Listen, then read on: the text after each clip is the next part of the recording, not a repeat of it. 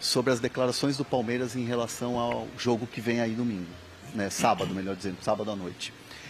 Como é que vocês viram isso?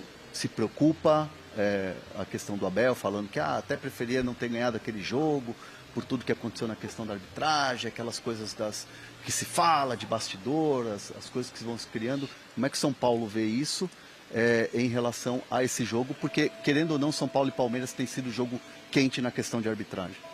É isso aí, rapaziada, vamos ficando por aqui com estas notícias, a entrevista exclusiva na ESPN Sport com o André Hernan, Rui Costa, trazendo informações e bastidores revelados por Rui Costa. Vamos pro vídeo, fortalece com like, se inscreva no canal e até o final do vídeo, valeu! Bom, São Paulo e Palmeiras é um confronto que sempre é muito importante, é um clássico, especificamente nesse final de semana, é um clássico que nos permite continuar lutando por estar somando pontos. Nisso eu concordo com o treinador do Palmeiras. Não interessa, estar líder agora é importante, mas o que interessa é estar líder na 38ª rodada, que é isso que vai te dar o título, né? O nosso adversário ganhou o último jogo por erros crassos de arbitragem, né? O fato é que ganhou, né? E nós, infelizmente, nós temos tido nesses confrontos, em duas competições distintas, erros que não raros favorecem ao adversário, né? Então, o que nós esperamos? Nós esperamos, e eu digo isso com muita tranquilidade, porque vamos enfrentar uma equipe extremamente competente, um time muito bem montado, um treinador muito capacitado, e por isso, e eu disse isso da última vez que os enfrentamos, por isso que a arbitragem ela tem que permitir que o jogo se resolva no campo, né? E infelizmente isso não tem acontecido. Então, nós desejamos que a arbitragem aplique a regra e que se permita às duas equipes se confrontarem e ver quem é mais competente, né? O que a gente não pode é ter erros, repito, crassos de uma mão estendida, de uma solada que quase quebra a perna do companheiro de trabalho, e isso passar em branco, né? Se a arbitragem passar despercebida, teremos um grande clássico e aí vai ganhar quem for mais competente. O que nós não podemos é deixar de ganhar esses jogos porque há uma interferência da arbitragem. Rui, bota o fone aqui que o nosso Bruno Vicari vai te fazer uma pergunta, mas você prefere a arbitragem da Federação Paulista mesmo, como é de praxe, ou de repente um árbitro de outro estado? Eu prefiro a arbitragem que aplique a regra. Boa, Vicari, tá ouvindo o Rui aqui ou não?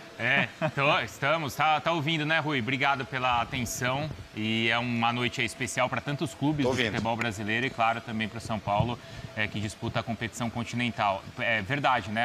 No ano passado, o jogo do Campeonato Brasileiro foi muito polêmico, onde o São Paulo foi prejudicado.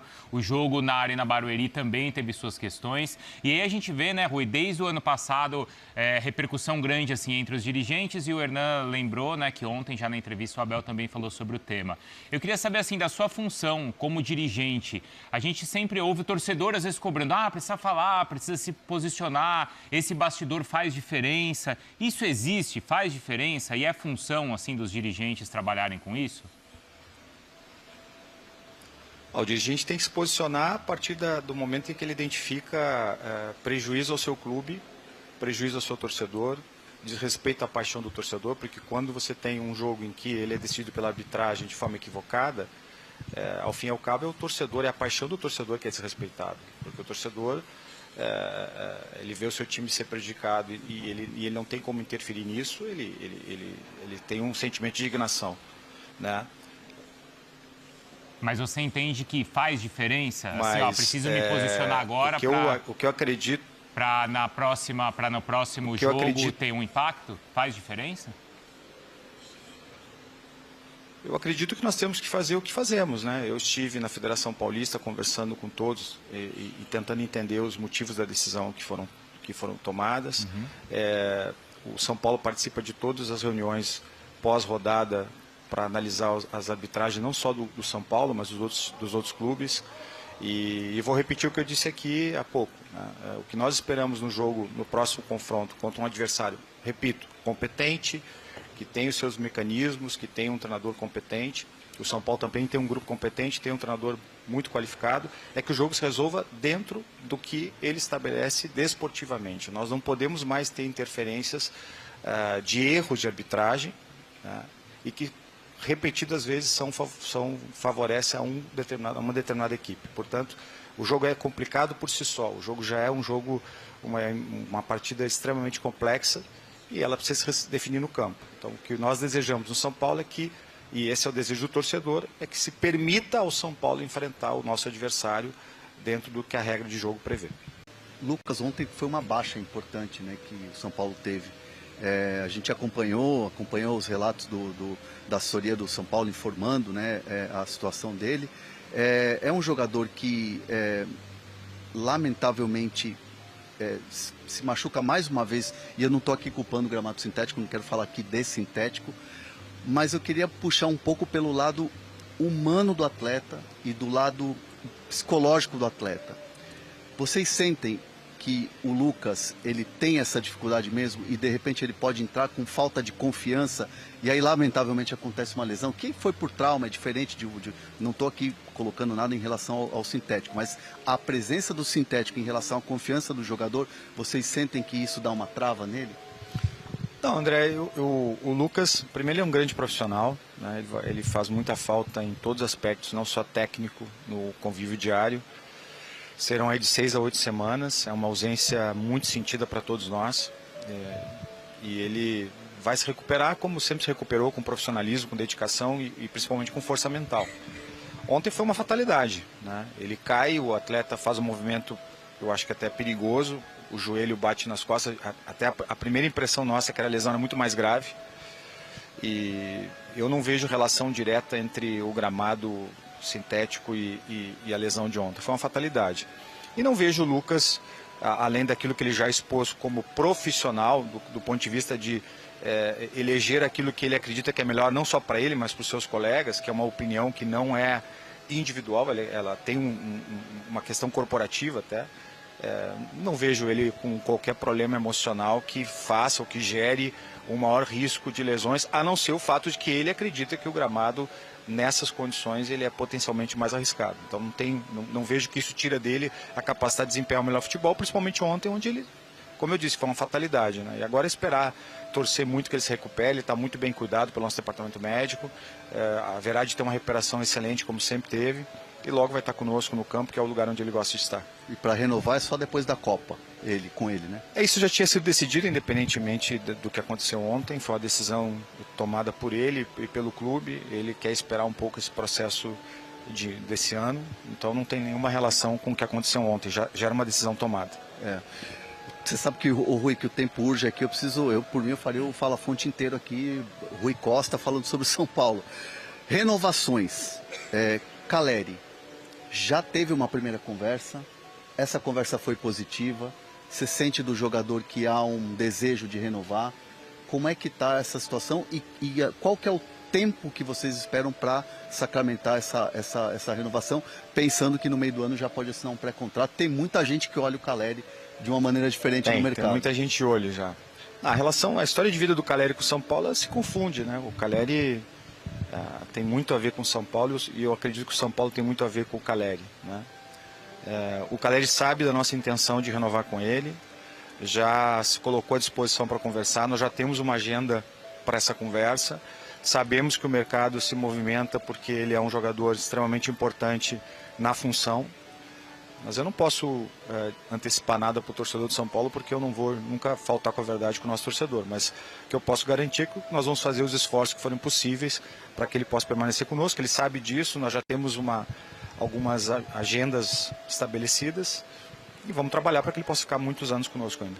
Muita gente já sondando, Rui? Tem gente que quer o Caleri, mas nós queremos mais. Tem gente querendo o Caleri. Tem gente querendo o Caleri. E isso faz com que você, como executivo, que está à frente do departamento de futebol, tenha aquele timing de acelerar o processo, né? Mas tem um dado importante aí. Os jogadores do São Paulo são queridos por outros clubes.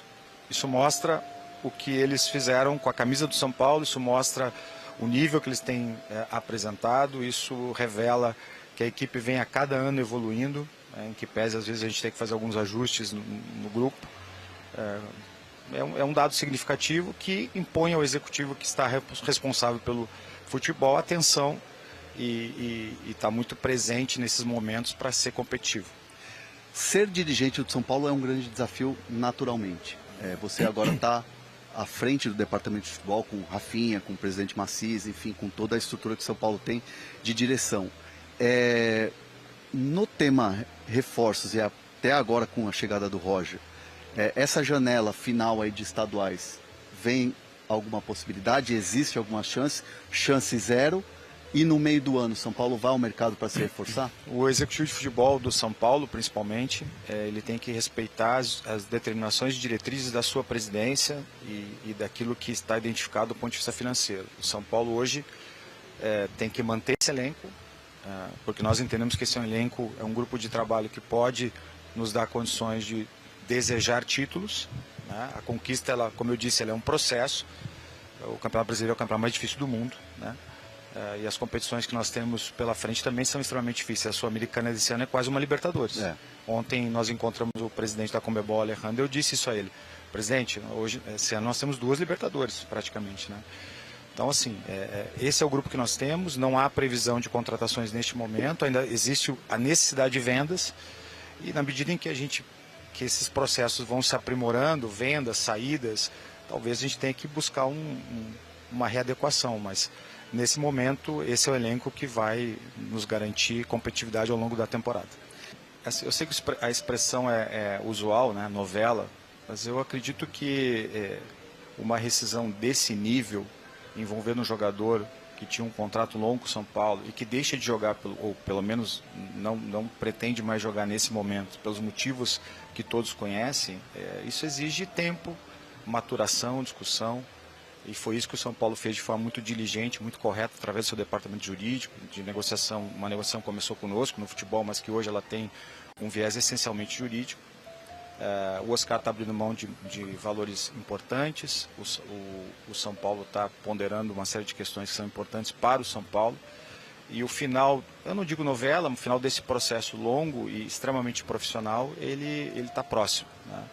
Respeitando as particularidades, os contextos que não eram desejados nem por ele, nem pelo São Paulo, e que são absolutamente imprevisíveis. E o que eu posso dizer ao torcedor é isso: nós estamos muito próximos de buscar uma solução que seja adequada e respeitosa com o atleta, mas principalmente que atenda os interesses do São Paulo Futebol Clube. Para a gente já encerrar daqui. Rapidinho, bom dia, Rui. Prazer falar contigo. Boa, Bruno. Pode falar, a minha é muito rápida, Hernan. Enfim, coisa rápida. Sobre o Marcos Antônio, coisa rápida. Como é que vocês no São Paulo lidaram com a pressão do Flamengo para tentar contratá-lo? Eu sei que é difícil fazer uma promessa, mas dá para trabalhar com percepções. Dá para entender que no meio do ano vocês não perdem esse jogador para o Flamengo, ou pelo menos para o futebol brasileiro? É uma garantia que vocês podem dar para o torcedor são paulino? Não, o que eu posso garantir ao torcedor são paulino é que a permanência do Marcos Antônio ela tem a ver com a grandeza do São Paulo. E foi isso que estabeleceu, foi essa nossa meta em toda a negociação, respeitar a grandeza do São Paulo, né? O mercado é normal que um jogador como Marcos Antônio seja desejado pelo Flamengo, por outros clubes, mas a presença dele aqui, a circunstância em que a negociação foi estabelecida, elas estiveram sempre presente o tamanho do clube onde nós estamos, né? E por isso que eu posso garantir ao torcedor que o Marcos Antônio ficará no São Paulo. Ele pretende ter uma longa carreira aqui. Agora, evidentemente, se vier uma proposta para qualquer jogador que seja compatível com aquilo que o São Paulo entende naquele momento, que o mercado exige, que o orçamento exige, nós vamos conversar. Mas a negociação do Marcos Antônio, ela revela muito, ou confirma muito a grandeza do São Paulo. E nós vamos ficando por aqui com estas informações da SPN Sport, entrevista importantíssima aí com o Rui Costa, revelando bastidores importantes aí, falando sobre o jogo também de São Paulo contra o Atlético Mineiro, né, Lucas Moura, entre outros. Gostaria de saber a sua opinião, comenta aqui embaixo, deixe nos comentários, não esqueça de fortalecer com like, se inscrever no canal. Voltaremos assim que pintar mais notícias, um forte abraço e até o próximo vídeo. Tamo junto!